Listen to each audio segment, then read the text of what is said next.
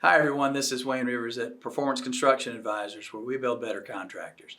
This week I want to talk about your social media footprint. This comes from an article in Entrepreneur Magazine, May of 24, by Adam Petrilli.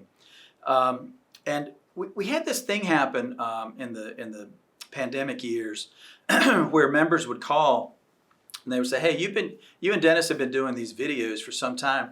What camera do you use? What lighting do you use? I need to start doing some kind of video stuff to communicate with my employees. And we said, oh, that's a great idea. That's a terrific idea. So that's kind of the genesis of where this seed was planted for me. And so what about this is important to you? Well, leaders like you are expected to be the faces of your companies, right? So I'm kind of I'm kind of the face of Performance Construction Advisors for right now. So that's kind of just the way it is in businesses for most of the time.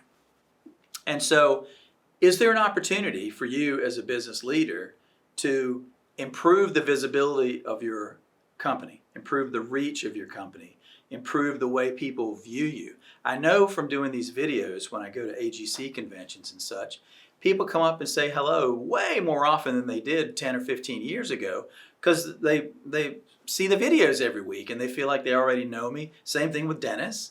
And it's made us more approachable and relatable, I think. So that's a good thing.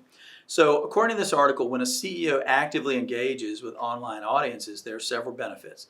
It increases trust in your company brand. It increases your transparency in the marketplace. You can transmit your values via the videos, whether internal for your employees or external.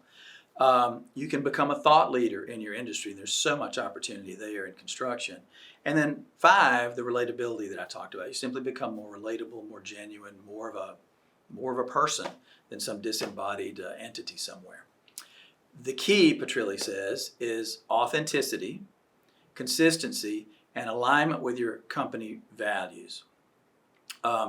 He also talked about engagement being important. So, for example, when people put comments on our blog entries, I always try to go in and engage with them and say, oh, that's a great thought. I hadn't considered that or whatever. Sometimes I push back a little bit, but not too much.